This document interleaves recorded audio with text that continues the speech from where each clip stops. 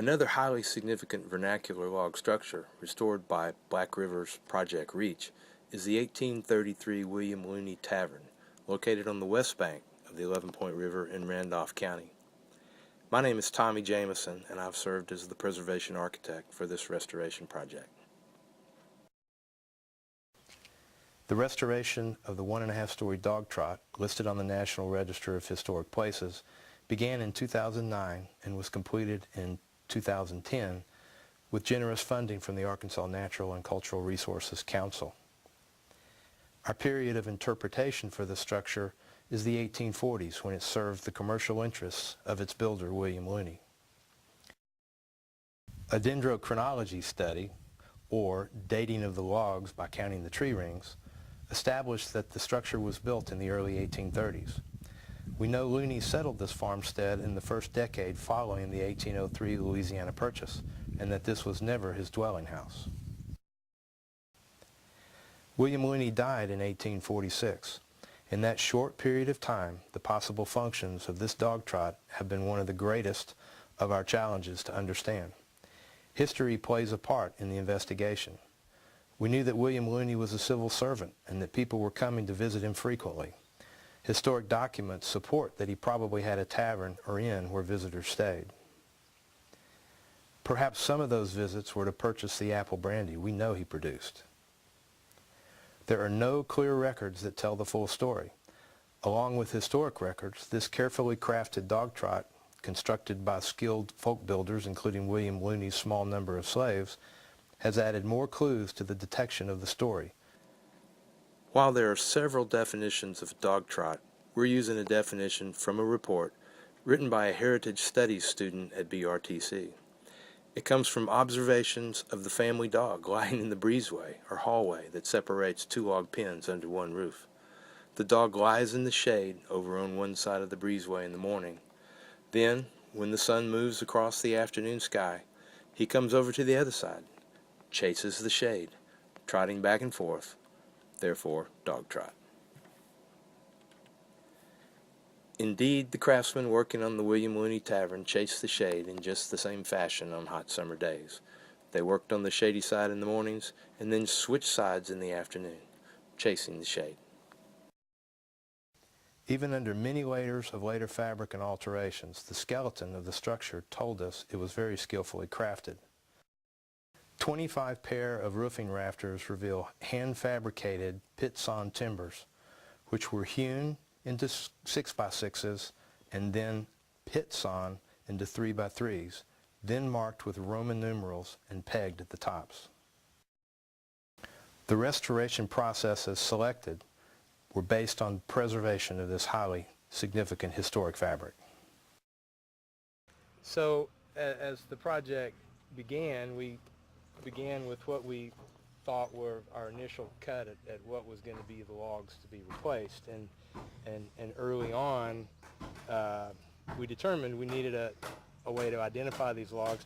We're in Little Rock and Eric's up here and Mountain Home. We had to have a way to communicate about logs, so I suggested to Eric we develop a naming system of how we could know which logs that we're talking about. So then what we did come up with was a way of breaking it down into the east and west pins and gave a code to each log, so that we knew exactly where it went. So that this was the east pin, the north side, log number 5. Right. And so that was EN5. Right. And went around compass points with each pin like that. Right. You know, the east pin with the east wall, you'd have EEs and west WWs and NEs and everything else. Yeah. But it worked out real well. We were able to put every log back exactly where it went. Right. We could communicate, and everybody knew exactly what we were talking about. And you tagged them as they came down. We tagged them before, as a matter of fact. We put it went around here in every log in place while it was still in structure. As soon as we opened it up, we went around there and put tags on every log that was in here, so that we would be able to put them back where we wanted them. Well, early in the bidding process, Eric, through the bidders, posed the question of would it be feasible or would it be possible from a preservation standpoint, I suppose, to disassemble the logs instead of replacing in place.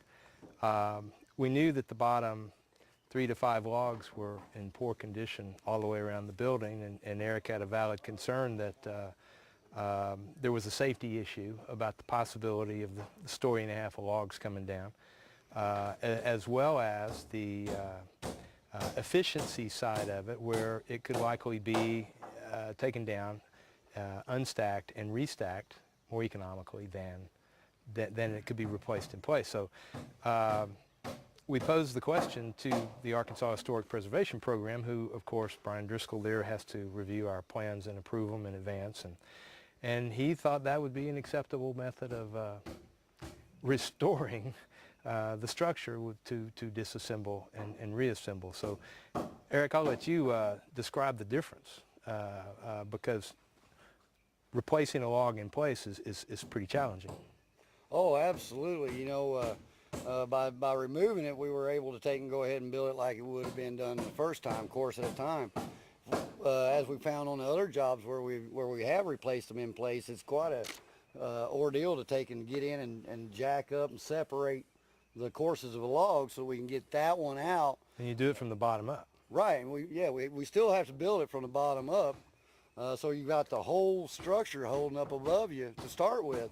And one of the things that we had in problems here was it had deteriorated so bad on the bottom part that we really would have had to have jumped so high to find anything strong enough to have lifted with, that everything was going to be sitting on legs and very unstable, we felt, especially with trying to leave the 2 chimneys and fireboxes in place. Right. Of course, the real challenge came when we, realizing that we had original roof framing for the entire length of the 2 pens and dog trot, and a substantial amount of original decking.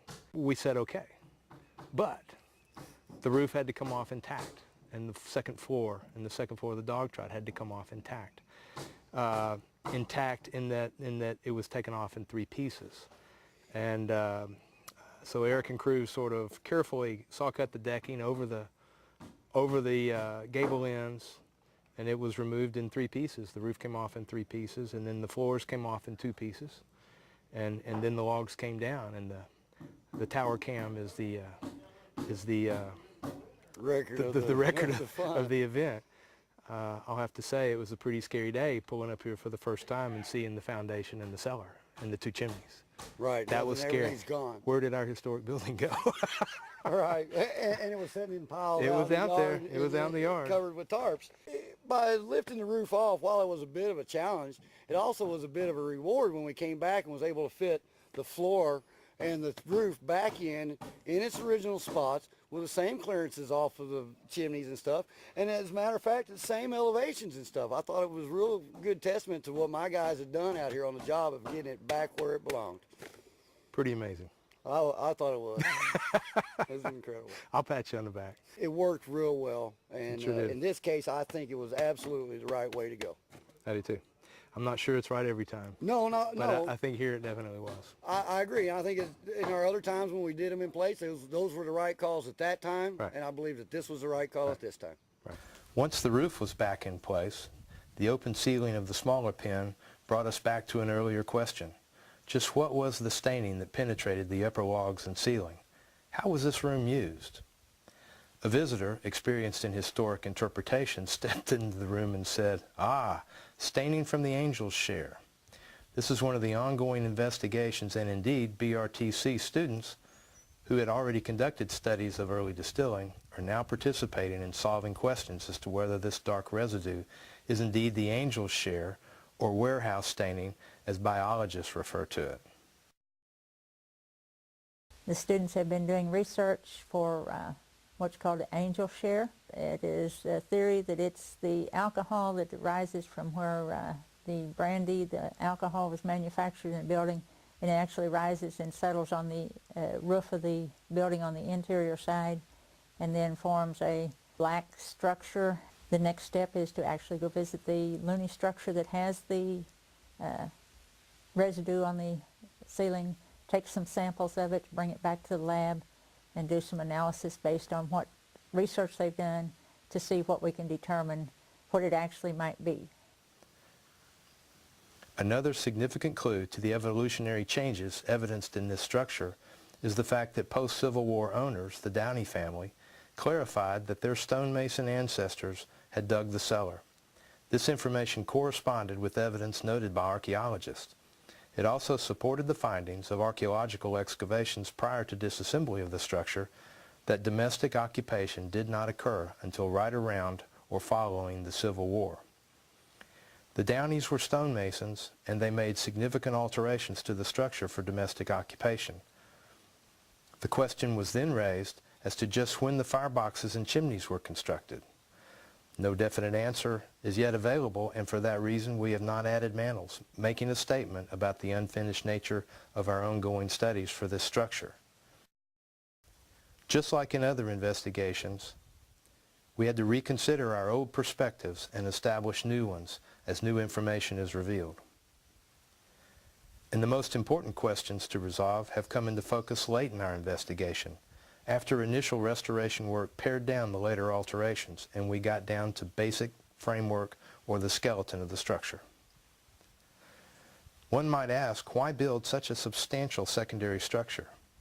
It's relatively simple. It undoubtedly served William Looney's commercial pursuits. He died with an estate valued at $26,000, one of the wealthiest men in the county. This dog trot, established on one of the state's earliest Anglo-American farmsteads, plays a highly significant role in expanding the knowledge of Arkansas's, indeed America's, agricultural heritage and built culture.